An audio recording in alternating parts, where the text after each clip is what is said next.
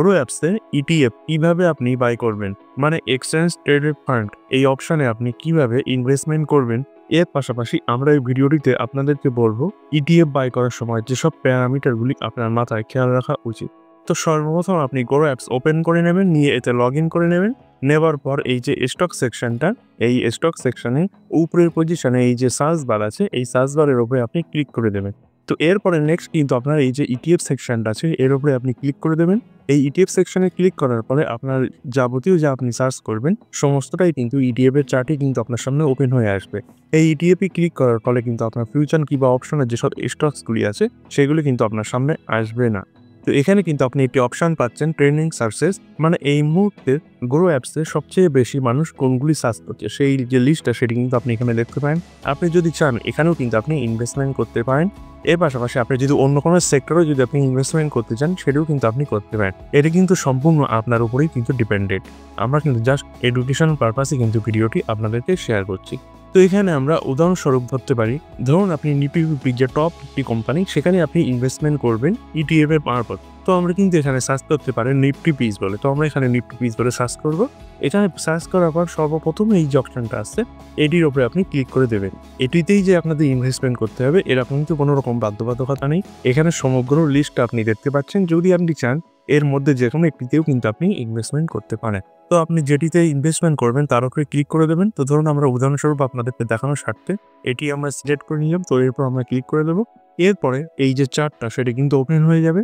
তো এখানে আমরা এই যে ইটিএফটা আমরা নিয়েছি, এখানে তার যে প্রাইস সেটা কিন্তু আপনি দেখতে পাচ্ছেন। এটি কিন্তু এই মুহূর্তে চলছে এই প্রাইসেই। তো এখানে যদি আপনি একদিনে কতটা মুভ আসছে এটি যদি আপনি দেখতে চান, কিংবা 1 ইয়ারে কতটা এসছে, 5 ইয়ার্সে কতটা এসছে, কিংবা অল টাইমে কি পরিমাণে মুভমেন্ট আসছে সেটা কিন্তু আপনি এখানে ট্র্যাক করে দেখতে পারেন যদি আপনি চান। তারপরে নিচে আপনি এখানে পারফরমেন্স দেখতে পারেন।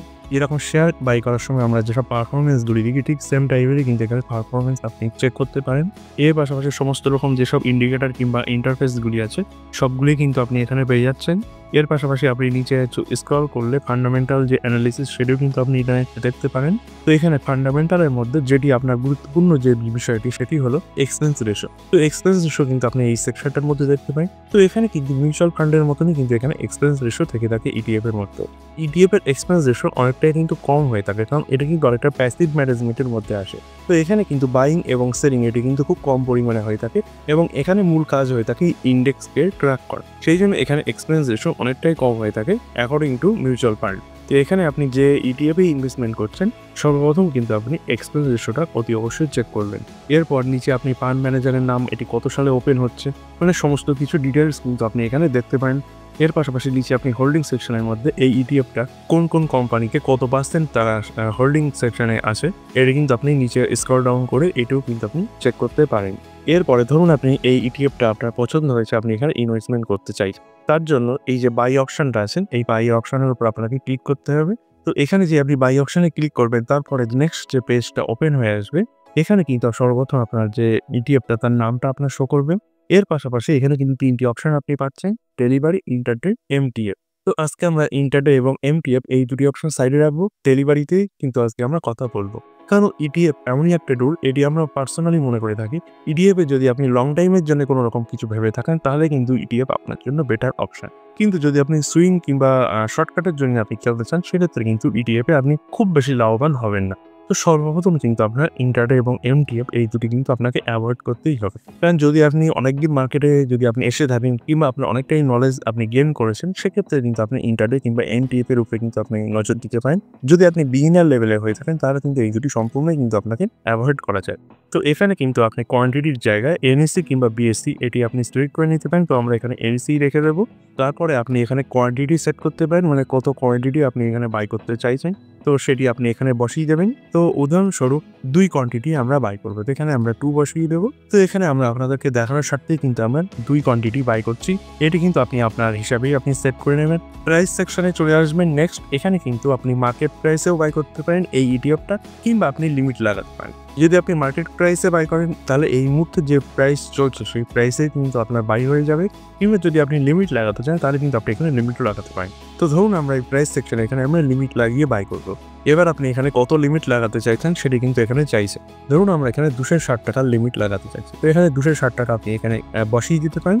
তো এখানে একটি জিনিস আপনার মাথায় খেয়াল রাখতে হবে, আপনি যে লিমিটটা এখানে সেট করছেন, ধরুন যদি এই লিমিটটা আজকে দিনের মধ্যেই যদি মার্কেট যখন রানিং আছে তার মধ্যে যদি এই লিমিটটা টাচ করে থাকে তাহলে কিন্তু আপনার অর্ডার এক্সিকিউট হয়ে থাকবে, এবং যদি এই প্রাইস লিমিটের মধ্যে না আসে তাহলে কিন্তু আপনার অর্ডারটা অটোমেটিকই কিন্তু ক্যান্সেল হয়ে যাবে। কিন্তু যদি আপনি এক্ষুনি বাই করতে চান তাহলে কিন্তু অবশ্যই আপনার মার্কেট প্রাইসে বাই করতে হবে। তো এটি আপনার হিসাবে আপনি মার্কেট প্রাইসে কিনতে চাচ্ছেন না লিমিট লাগাতে চাইছেন, এটি আপনি আপনার হিসাবে সেট করে নেবেন। তো আমরা এখানে দেখানোর স্বার্থে আমরা কিন্তু এখানে মার্কেট প্রাইসে সেট করে নিচ্ছি। তো এখানে আমরা সরাসরি বাই অপশানে ক্লিক করে দেবো। বাই অপশানে ক্লিক করার পর এখানে আপনি দেখতে পাচ্ছেন বাই অর্ডার সাকসেসফুল, মানে আমাদের কিন্তু এই ইটিএফটা আমাদের বাই হয়ে গিয়েছে। এখানে কিন্তু আপনি সরাসরি ডান অপশানে ক্লিক করে বেরিয়ে যেতে পারেন। এখানে আপনার যখন ইটিএফটা বাই করা হয়ে যাবে এরপরে কিন্তু আপনি এখানে হোল্ডিং সেকশনে চলে আসবেন। হোল্ডিং সেকশনে এসে আপনি যে ইটিএফটা এক্ষুনি বাই করলেন আপনি কিন্তু এখানে ট্র্যাকিংটা দেখতে পারেন। তো এটি আপনি এখানেই ক্লিক করে আবারও কিন্তু আপনি এখান থেকে সেল করে দিতে পারেন যখন মার্কেট চলবে তখন। এখানে ইটিএফ নিয়ে অনেকের মনে প্রশ্ন থেকে থাকে, ইটিএফে কি কোনো হোল্ডিং সেকশন আছে? দেখুন বন্ধুরা, ইটিএফে কিন্তু কোনো রকমের হোল্ডিং এর কিন্তু কোনো নিয়ম নেই। এটি আপনি স্টকসের মতন যখন ইচ্ছা আপনি কিন্তু বাই করতে পারেন এবং যখন ইচ্ছা আপনি কিন্তু সেল করতে পারেন। এখানে কিন্তু কোনো রকমের লকিং পিরিয়ড কিন্তু আপনার নেই। আশা করছি ইটিএফ সম্বন্ধে আপনাদের যে প্রশ্নগুলো ছিল এবং ইটিএফ কীভাবে বাই করতে হয় এই সমস্ত কনফিউশন আপনাদের দূর করতে আমরা পেরেছি। ভিডিওটি যদি ভালো লাগে তাহলে অতি অবশ্যই আমাদের চ্যানেলটি সাবস্ক্রাইব করবেন, পাশে থাকা বেল আইকনটি অন করে দেবেন।